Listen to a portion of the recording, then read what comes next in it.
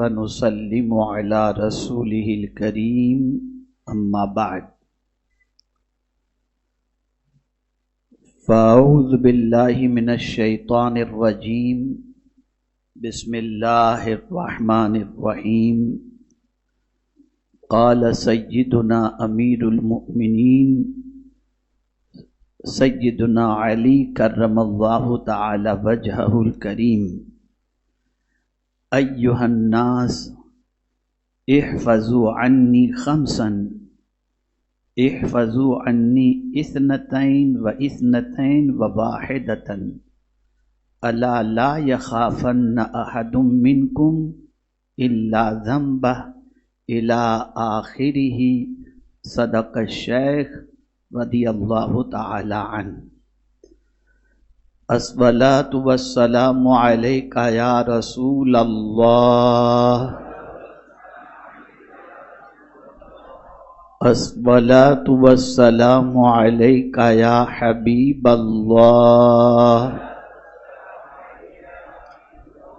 الصلاۃ والسلام علیک یا نبی اللہ،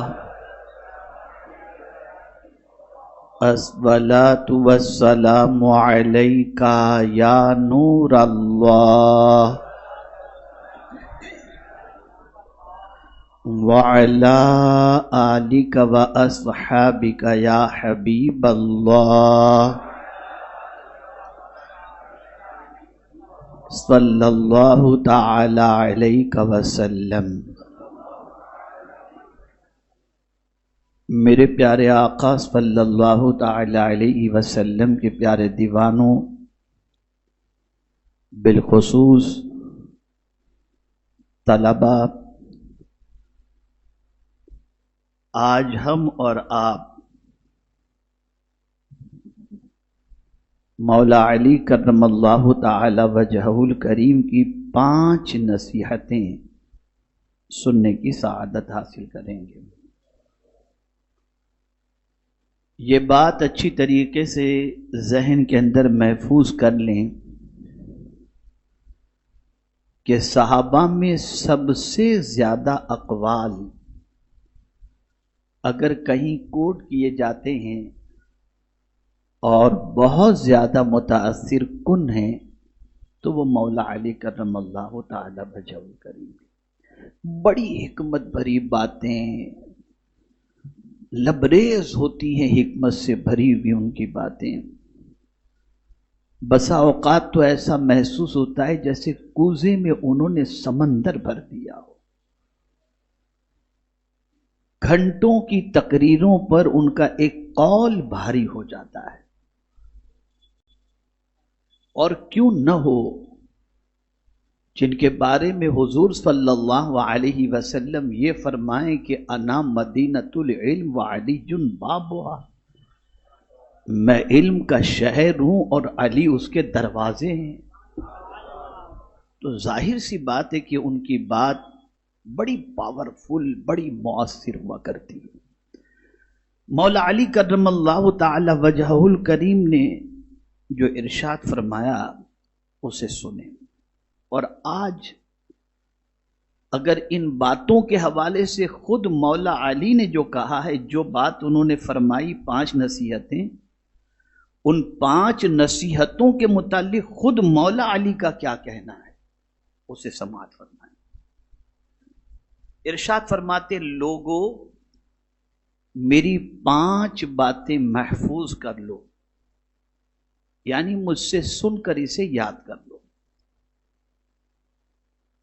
2 اور 2 اور 1، 2 2 4 اور 1 5 ہو گئے. یعنی یہ سب 3 قسم کی 5 باتیں ہیں. انہیں اچھی طرح یاد کر کے دل و دماغ میں محفوظ کر لو اور گرہ میں باندھ لو، بھولنا کبھی نہیں. بالکل گرہ میں باندھ لو، اسے کبھی فراموش نہ کرنا.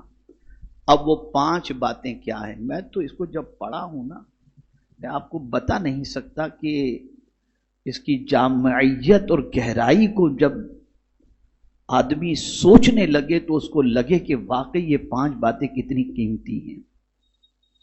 پہلی بات، خبردار،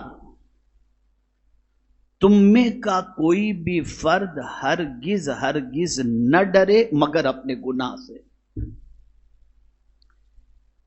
یعنی گناہ کی پاداش سے ڈرے۔ اگر ڈرنا ہی ہے تمہیں تو ہم بیماری سے ڈرتے ہیں، روزی کی تنگی سے ڈرتے ہیں، ذلیل ہونے سے ڈرتے ہیں، خوار ہونے سے ڈرتے ہیں۔ مولا علی فرماتے ہیں ڈرنا ہو تو صرف اسی سے ڈرو کہ تم سے گناہ ہو گیا، اس گناہ سے ڈرو۔ اس لیے کہ قرآن مقدس میں اللہ عز و جل نے فرمایا من یعمل سوءا یجز بہ، جو برا کرے گا اس کا بدلہ اسے ملے گا۔ اور ظاہر سی بات ہے کسی چھوٹے کی بات نہ ماننا اس پر اتنی بڑی سزا نہیں ہوتی۔ اس کو میں اگزامپل کے ذریعے، اللہ کی ذات ساری تمثیل سے پاک ہے لیکن مثال کے ذریعے سمجھاؤں۔ آپ نے اپنے بڑے بھائی کی بات نہیں مانی تو اس کی سزا لمیٹڈ ہوگی، لیکن باپ کی بات نہیں مانی تو پھر وہ سزا بدل جائے گی۔ تو مولا علی کرم اللہ تعالی وجہہ الکریم کا بتانا مقصد یہ ہے کہ تم نے اللہ کی بات نہ مان کر، اس کے رسول کی بات نہ مان کر تم نے گناہ کر لیا تو سب چیز سے تو ڈرتے ہو، جس بڑے کی نافرمانی تم نے کی اس سے بھی کبھی ڈرے ہو؟ ڈرنا ہے تو اس سے ڈرو کہ مجھ سے یہ گناہ کیسے ہو گیا، میں نے اپنے رب کی نافرمانی کیسے کر دی۔ اور اس ایک بات کے اندر آپ دیکھیں کتنی جامعیت ہے کہ جتنی مصیبتیں آتی ہیں وہ گناہ کی وجہ سے آتی ہیں۔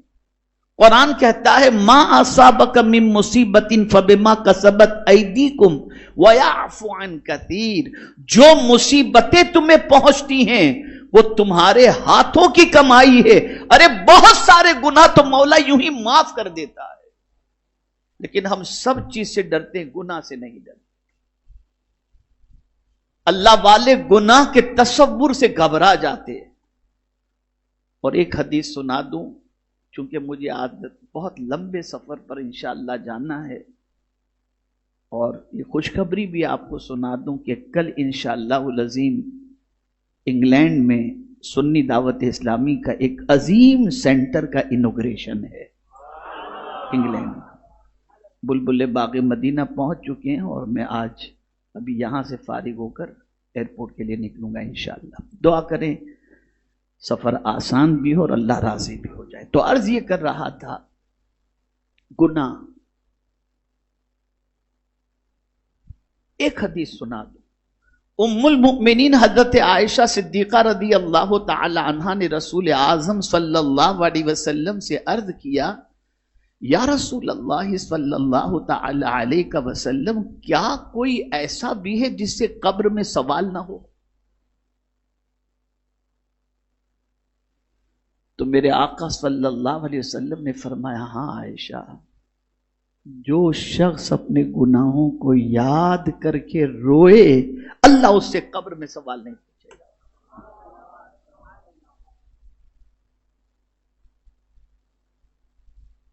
سب سے بڑی مصیبت گناہ ہے، اور جسے آج کے دور میں انسان مصیبت سمجھتا ہی نہیں ہے بلکہ گناہ میں ہی راحت تلاش کرتا ہے، جو سب سے بڑی مصیبت ہے، بلکہ مصیبت کی جڑ یہی ہے۔ تو مولا علی کرم اللہ تعالی وجہہ الکریم فرماتے ڈرنا ہے گناہ سے ڈرو، اگر ہو گیا تو معافی مانگو، معافی مانگو، توبہ کرو اللہ کی بارگاہ کے اندر،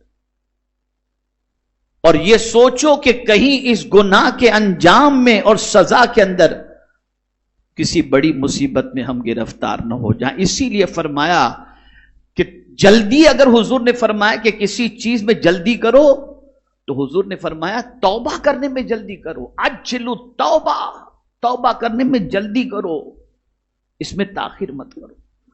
اور اسی میں آدمی تاخیر کرتا ہے. تو پہلی بات مولا علی نے کتنی پیاری فرمائی، یعنی وضاحت میں تو دیکھتا ہوں تو عقل دن. کوئی فرد ہرگز ہرگز نہ ڈرے. کیا فرمایا؟ بولیے. ہرگز ہرگز نہ ڈرے مگر گناہ سے. پتا چلا تم کسی اور چیز سے ڈرو ہی مت. ڈرنا ہے تو گناہ سے ڈرو، اس لیے کہ اگر تم گناہ سے ڈر گئے اور گناہ سے رک گئے تو تمہارے سارے کام اللہ خود بخود بنا دے گا. اب اسی پر میں اگر گفتگو کرنا چاہوں تو بڑی لمبی گفتگو ہو سکتی ہے.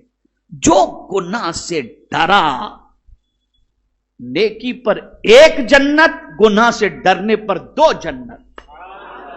وَلِمَنْ خَافَ مَقَامَ رَبِّهِ جَنَّتَانِ، یہ قرآن کہہ رہا ہے. اور ڈر گیا گناہ سے، رک گیا گناہ سے، تو قرآن کہتا ہے وَمَن يَتَّقِ اللَّهَ يَجْعَل لَّهُ مِنْ أَمْرِهِ يُسْرًا. تمہارا کوئی کام کوئی بگاڑ سکتا ہی نہیں. جو اللہ سے ڈرا اللہ اس کے سارے کام کو آسان کر دیتا ہے، آسان کر دیتا ہے. تو پہلی بات جلدی جلدی میں سمجھا دوں، یہ آپ نے سمجھ لیا. ڈرنا ہے تو کس سے؟ گناہ سے. آج کے بعد کہیں گناہ کا خیر نہیں، ڈر جاؤ. نہیں مولا پکڑ کرے گا تو کیا ہوگا، کیسے جواب دیں گے اس کو. کہیں اس گناہ کی وجہ سے بڑی مصیبت نہ آ جائے، اس لیے گناہ سے بچو. اور یہ بھی بتا دوں کسی چھوٹے گناہ کو چھوٹا سمجھ کے کرنا بھی نہیں. ارے یہ تو چھوٹا گناہ ہے، نہیں. کسی بستی کو آگ لگانے کے لیے چھوٹی سی چنگاری کافی ہو جاتی ہے. بڑی بڑی بلڈنگوں کو ہم نے جلتے ہوئے دیکھا ہے، ایک چھوٹے سے شارٹ سرکٹ کی وجہ سے بلڈنگ جل گئی. ہوتا ہے نا. اس لیے چھوٹے سے گناہ کی وجہ سے بھی جہنم کا ایندھن انسان بن سکتا ہے. دوسری بات بہت پتے کی بات ہے، دوسری بڑی پتے کی بات. فرماتے ہیں امید نہ رکھے مگر اپنے رب سے.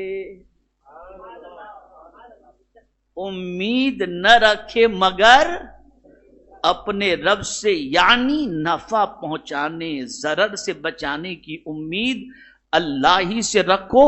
اور سب سے مایوس ہو جاؤ، سب سے مایوس ہو جاؤ، بس اسی سے امید رکھو. اور خدا کی قسم وہی ذات ایسی ہے کہ جب اس سے کوئی امید رکھتا ہے نا تو اس امید کو وہ ٹھیس نہیں پہنچاتا، اس بندے کی امید کو پوری کر دیتا ہے.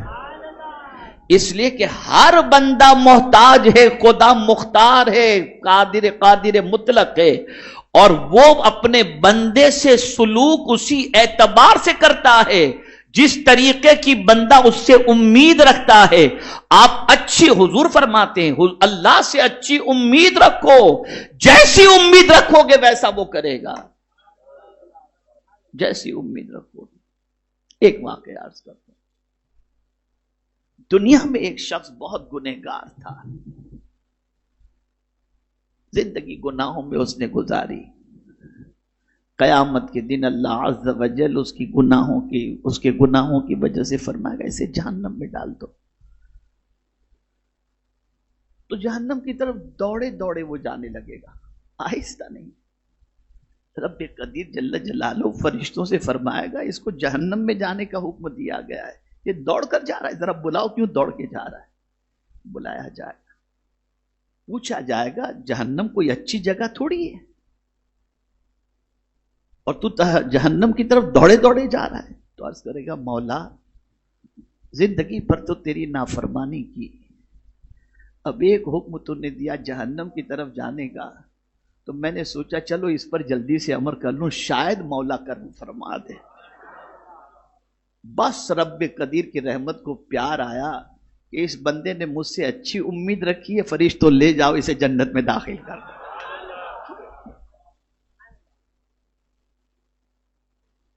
اس سے اچھی امید رکھو. اور امید حضور مفتی اعظم ہند علیہ رحمہ کہتے ہیں لا مطلوب الا اللہ، لا مقصود الا اللہ، لا معبود الا اللہ. یہ ہے، ہم سب سے امید رکھتے ہیں، رب سے امید نہیں رکھتے، اور یہ سب سے بڑا دھوکہ ہے، یہ سب سے بڑا دھوکہ ہے. تو مولا علی فرماتے ہیں اپنے رب سے امید رکھو، کامل امید رکھو، اسی پر بھروسہ کرو. اور وہی فرماتا ہے کہ اگر میں پکڑنا چاہوں کوئی چھڑا نہیں سکتا، اور میں چھڑانا چاہوں تو کوئی پکڑ نہیں سکتا. یہ اس کی شان قدرت ہے، امید اسی سے رکھو.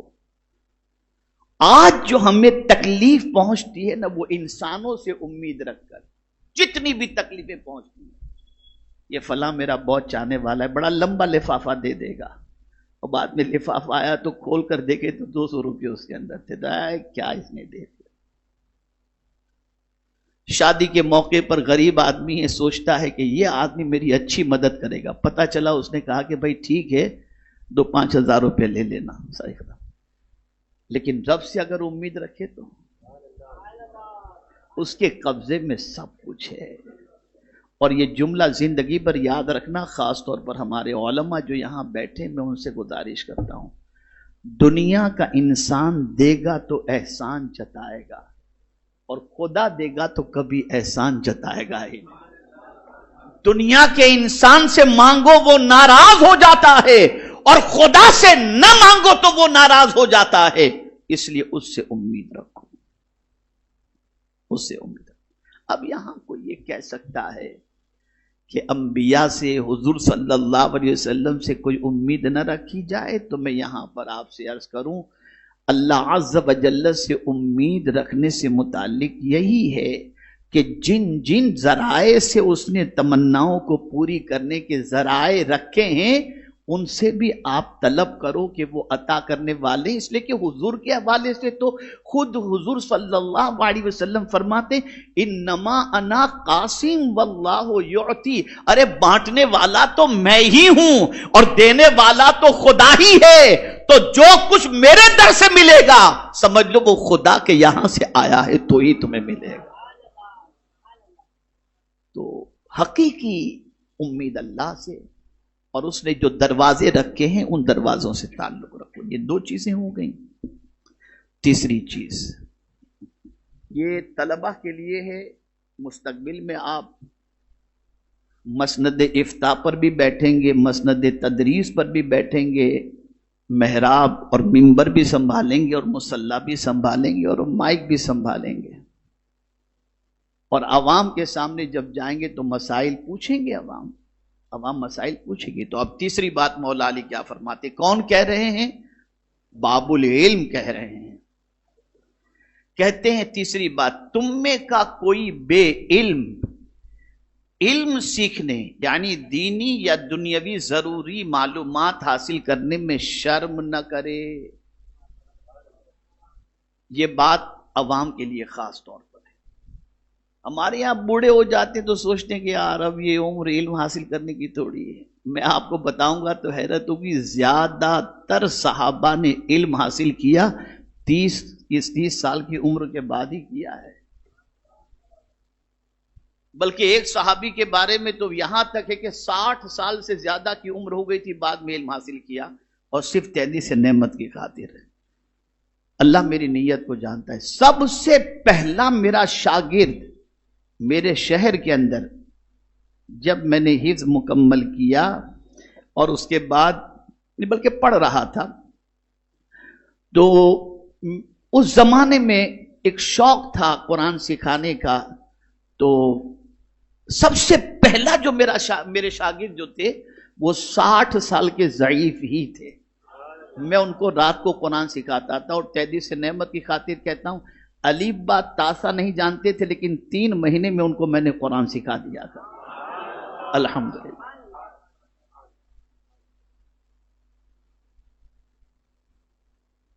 تو بوڑھے بھی ہو جاؤ علم حاصل کرنے میں شرماؤ نہیں. اور میرا یہ پیغام ہر بوڑھے کو ہے بھیا واٹس ایپ چھوڑو، یوٹیوب چھوڑو اور قرآن سیکھنے کے لیے تیار ہو جاؤ. ان قریب انشاءاللہ آپ کو میری طرف سے یعنی تحریک کی طرف سے خبر ملے گی کہ ہم ان کے لیے کیا انتظام کر رہے ہیں. تو علم حاصل کرنے میں نہ شرماؤ، اور جو شرما گیا وہ جنت کا راستہ بھول گیا.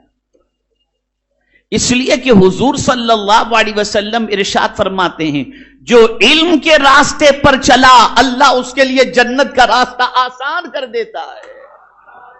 تو شرماؤ نہیں علم حاصل کرنے. چوتھی چیز، ہاں اب یہ علماء کے لیے اور طلباء کے لیے، جس سے کوئی بات دریافت کی گئی اور وہ جانتا نہ ہو تو ٹوکم ٹاک نہ کرے کہ میں اگر نہیں بتاؤں گا تو میری عزت چلی جائے گی. نہیں، مولا علی فرماتے ہیں تو یہ کہنے میں شرم نہ کرے کہ مجھے معلوم نہیں. لا علمی ظاہر کرنے میں کسر شان یعنی انسلٹ نہ سمجھے. یہ نہ کہے، یہ نہ سوچے کہ میں کہوں گا مجھے نہیں معلوم تو میری عزت چلی جائے گی. نہ نہ. چوتھی بات یہ مولا علی اس لیے کہ غلط بتائے گا تو جب تک وہ غلطی پر عمل کرتا رہے گا گناہ تمہارے سر پر جائے، گناہ تمہارے سر پر. اس لیے لا علمی کا اظہار کر دو کہ بھائی انسلٹ اس میں محسوس مت کرو، بتا دیا کرو کہ مجھے نہیں معلوم، آپ فلاں سے پوچھ لیں. اور پانچویں بات جس کو خاص طور پر حضرت فقیہ ابو اللیث سمرقندی رحمت اللہ تعالی علیہ نے صبر کے باب کے اندر لا کر کے یہ واقعہ انہوں نے نقل کیا، یہ ارشادات نقل کیے، اور اس میں جو پانچویں بات جو مولا علی کرم اللہ تعالی وجہہ الکریم نے فرمائی ہے اسے سماعت فرمائیں اور پھر اپنی زندگی کے بارے میں ہم غور کریں. پانچویں بات، معلوم ہو کہ جملہ کار خیر میں، اچھے کام میں صبر کا مرتبہ ایسا عظیم ہے جیسا جملہ اعضائے بدن میں سر کا مرتبہ. نیکی کے کام کے اندر صبر کا کتنا بڑا اجر ہے. سارے نیک کام جتنے بھی ہیں، توجہ چاہوں گا، جتنے بھی نیک کام ہیں ان سارے نیک کام کے اندر صبر کا مقام کیسا ہے؟ تو فرماتے پورے بدن میں جو سر کا مقام ہے وہی مقام ساری نیکیوں کے اندر صبر کا مقام. اب ایک آیت اس پر پیش کر دوں. قرآن کہتا ہے من جاء بالحسنۃ فلہ عشر امثالھا، ایک نیکی کا بدلہ 10 گنا عطا کیا جائے گا. لیکن حضور کہاں اس پر صبر کر سکتے تھے؟ جب رب قدیر جل جلالہ نے فرمایا کہ ایک نیکی پر 10 گنا، تو سرکار نے عرض کیا مولا اور زیادہ کر دے. تو رب نے فرمایا ایک کا 700 گنا. سرکار نے عرض کیا اور زیادہ کر دے. تو رب نے فرمایا اگر حرم کے اندر کوئی نیکی کرے تو 50,000 ثواب، 50,000 گنا. حرم مکہ میں کرے تو 1,00,000 گنا یہ ثواب بڑھا. پھر بھی حضور عرض کر رہے مولا اور کر دے. تو پروردگار نے جانا کہ میرا محبوب چاہتا ہے کہ امت کو ایسا ثواب ملے جو انکاؤنٹیبل ہو، بے حساب ہو. تو فرمایا انما یوفی الصابرون اجرہم بغیر حساب. جو صبر کرے گا اسے لمیٹڈ نہیں ان لمیٹڈ اللہ اجر عطا فرما دے. یہ ہے صبر،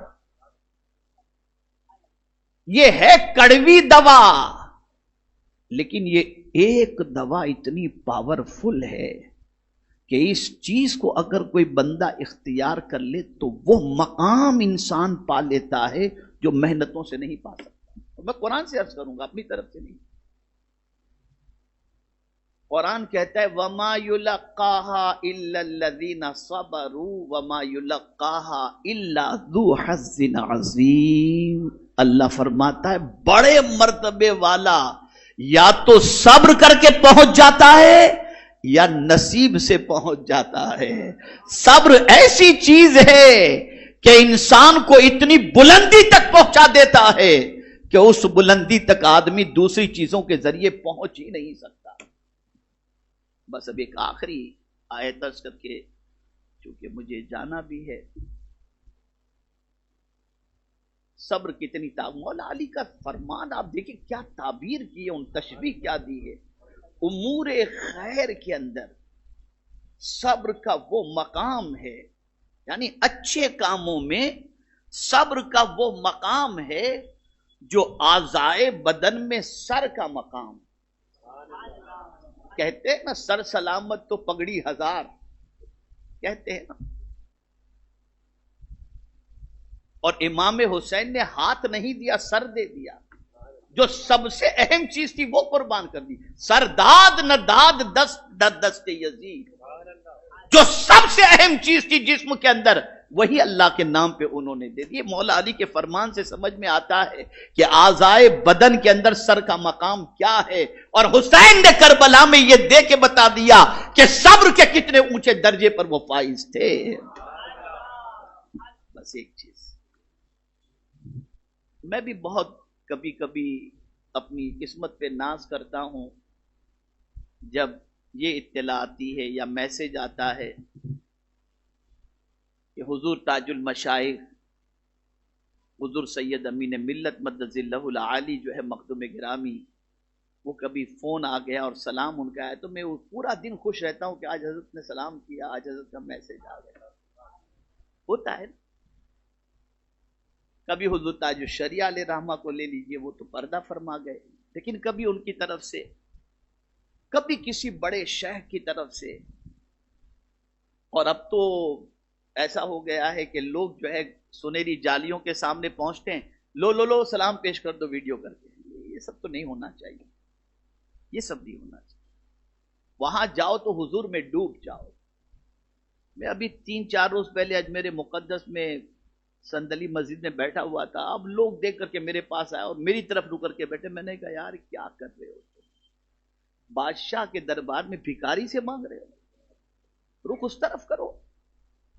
خواجہ صاحب سے میں بھی مانگنے آیا ہوں، تم بھی بھکاری ہو. یہاں کوئی بڑا نہیں، یہاں صرف خواجہ صاحب بڑے ہیں. تو حضور کے دربار میں جاؤ حاضری کے لیے، کون ادھر ہے کون ادھر ہے کچھ بھی نہیں، حضور ہی حضور ہے بس. اور اسی کو اعلیٰ حضرت کہتے ہیں کہ ایسا گما دے ان کی ولا میں خدا ہمیں ڈھونڈا کریں پر اپنی خبر کو خبر نہ ہو، اپنا بھی پتا نہ ہو حضور کی بارگاہ میں جانے کے بعد. تو عرض یہ کر رہا تھا کوئی بڑا سلام پیش کر دے ہم خوش ہو جاتے ہیں، کوئی وہاں جا کر کے کہہ دے کہ میں نے آپ کا سلام حضور کی بارگاہ میں پیش کیا ہے تو اور خوش ہو جائے. مجھے کربلا سے میرے ایک چاہنے والے ہیں، وہیں رہتے ہیں کربلا میں، تو جب بھی ہفتے میں 2 ہفتے میں وہاں جاتے ہیں تو مجھے ویڈیو کال کر کے بتاتے ہیں حضرت کا امام عالی مقام کا مزار، حضرت سلام پیش کر دیں. غوث پاک رضی اللہ تعالیٰ عنہ کے مزار مقدس کے جو خادم ہیں کبھی ان کا بھی ان سے بھی رابطہ ہوتا ہے تو وہ بھی کہتے ہیں چلے حضرت کی بارگاہ میں غوث پاک کی بارگاہ میں سلام پیش کر دیں.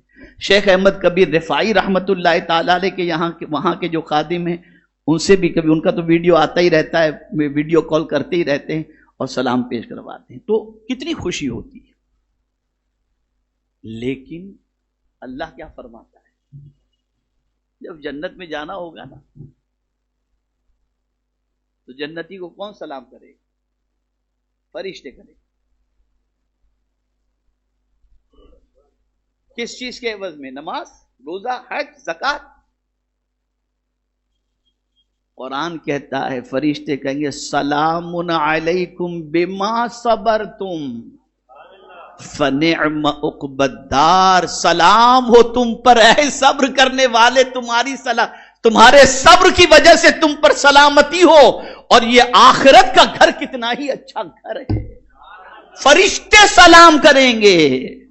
یہاں ہم سے 1 منٹ صبر نہیں ہوتا، شکایت کا بالکل کھول کر کے بیٹھ جاتے ہیں. اللہ اکبر. بدلو اپنی سوچ کو. یہ 5 وہ نصیحت ہیں کہ مولا علی فرماتے ہیں اس کو جو ہے گرہ میں باندھ لو اپنی زندگی کے اندر، اسے شامل کر لو. پہلی چیز ڈرو گناہ سے، یہ ہونے نہ پائے، اس سے بچو. اور دوسری چیز امید اپنے رب سے لگا کے رکھو۔ تیسری چیز، علم حاصل کرنے میں نہ شرماؤ، اور چوتھی چیز، نہیں معلوم ہے کوئی چیز تو منع کر دو کہ مجھے نہیں معلوم، اور پانچویں چیز، صبر کا دامن تھامے رکھو۔ اللہ رب العزت جل جلالہ رحمت عالم صلی اللہ علیہ وسلم کے صدق و طفیل مجھے آپ کو سب کو عمل کی توفیق عطا فرمائے۔